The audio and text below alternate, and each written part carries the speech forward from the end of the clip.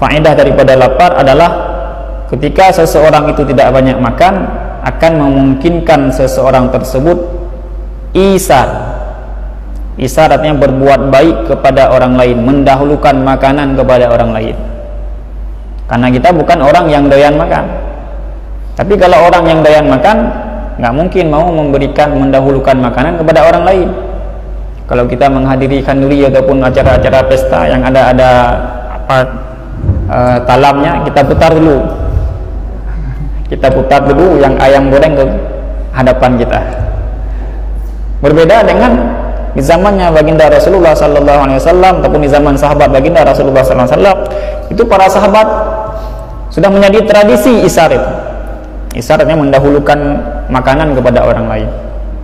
Sehingga diriwayatkan ketika seorang sahabat memasak satu makanan yang enak, beliau menyedekahkan kepada tetangga yang di samping.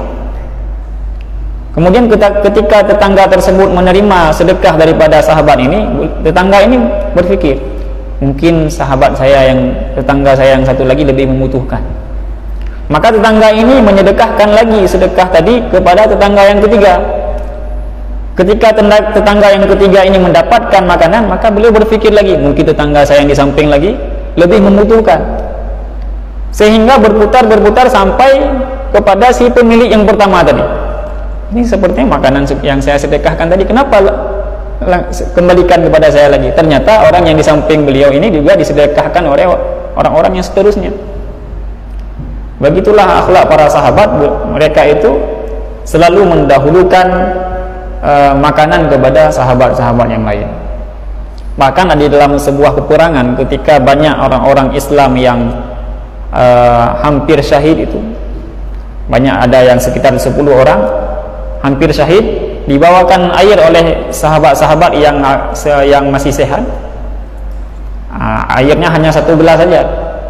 Ketika diberikan kepada sahabat yang pertama itu menolak, mungkin kasih saja kepada yang kedua, dia lebih membutuhkan. Maka sahabat ini memberikan air ini kepada yang lebih membutuhkan itu. Ketika tiba di sahabat yang kedua, sahabat yang pertama sudah meninggal gara-gara tidak meminum air. Begitu juga ketika tibanya air di sahabat yang kedua, dia menolaknya, diisar, mendahulukan kepada sahabat yang ketiga. Dibawalah air kepada sahabat yang ketiga, sampai-sampai sahabat yang kedua ini meninggal juga gara-gara tidak meminum air. Sehingga 10 sahabat, 9 sahabat meninggal, 1 yang selamat, gara-gara mereka selalu isar, mendahulukan makanan ataupun minuman kepada yang lainnya.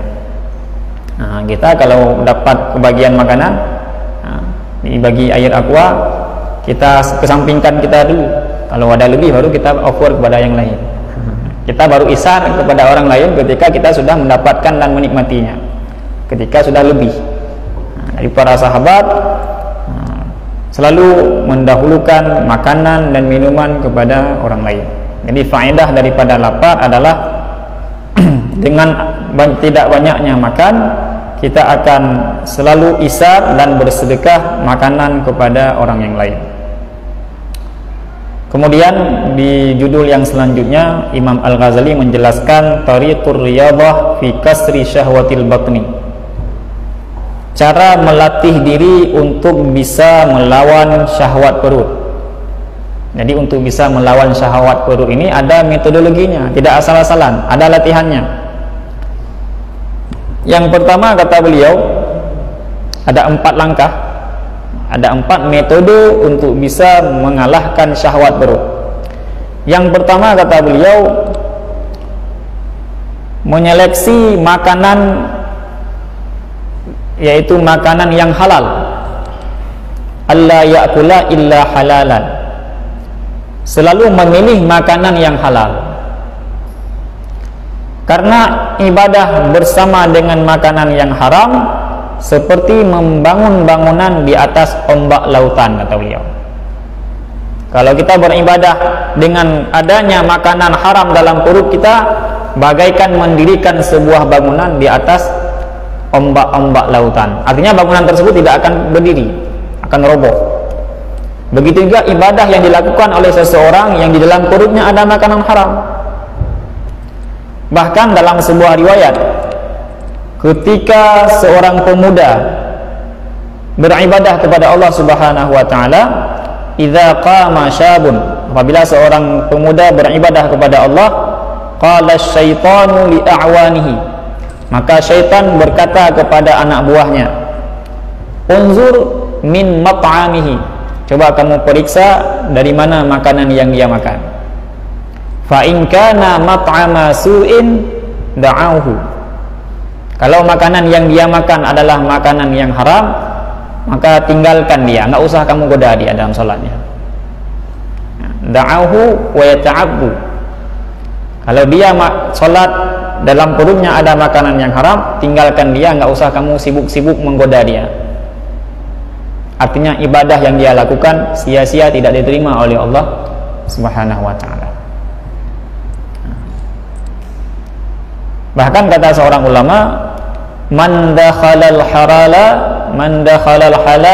kharajal halala, wa man dakhalal harama kharajal harama. Barang siapa yang memasukkan ke dalam perutnya makanan yang halal, maka orang tersebut akan mudah melakukan perbuatan yang halal. Wa man dakhalal harama kharajal harama, barang siapa yang memasukkan makanan yang haram dalam perutnya, maka orang tersebut akan mudah melakukan perkara yang haram. Jadi seolah-olah makanan itu bagaikan dalam kitab disebutkan bijih tanaman. Bijih bahasa Indonesia? Bibit. Jadi makanan itu seolah-olah bibit bagi suatu tanaman. Kalau bibitnya bagus, maka tanaman itu akan bagus. Kalau bibitnya ini buruk, maka tanamannya itu akan rusak. Begitu juga dengan diri kita.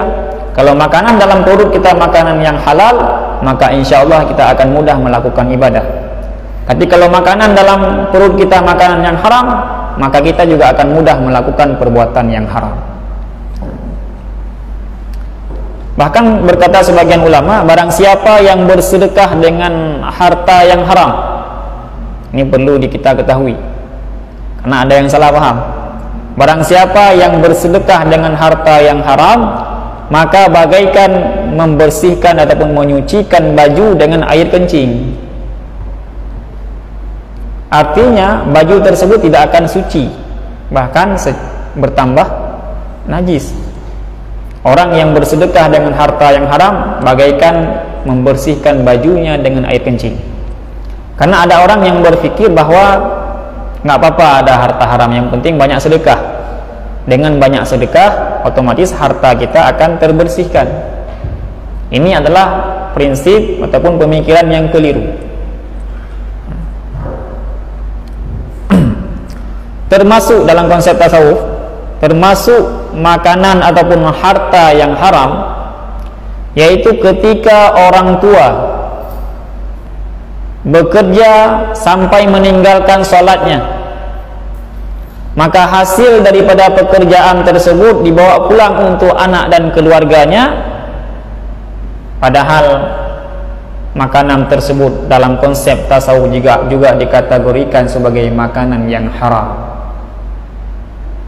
Jadi makanan yang haram bukan hanya menjual sabu, makanan yang haram bukan hanya mencuri barang orang. Hasil ataupun gaji yang kita peroleh sampai-sampai meninggalkan sholat kewajiban kita, ini juga dikategorikan sebagai gaji yang haram. Maka banyak sekali kita melihat orang-orang yang ketika bekerja meninggalkan sholatnya, kemudian hasil daripada pekerjaannya dibawa pulang untuk anak dan istrinya, padahal sebenarnya uang yang dibawa pulang itu adalah uang haram, karena diperoleh dalam waktu yang haram. Ini harus hati-hati.